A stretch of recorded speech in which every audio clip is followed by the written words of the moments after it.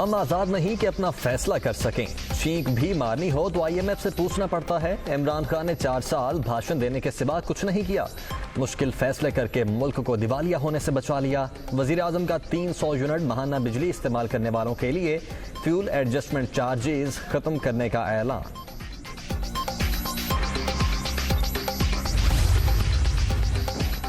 तीस साल से लूट मार करने वालों को तस्लीम नहीं कर सकता। सैलाब मुतासरीन का ख्याल करेंगे लेकिन चोरों का पीछा नहीं छोड़ेंगे। इमरान खान का सरगोधा में वुकला से खिताब। और आर्मी चीफ का डेरा इस्माइल खान और रुझान में मुतासरा इलाकों का दौरा। मुश्किलात के शिकार अवाम से मुलाकात। जनरल कमर जावेद बाजवा ने इमदादी कैंपों का जायजा भी लिया।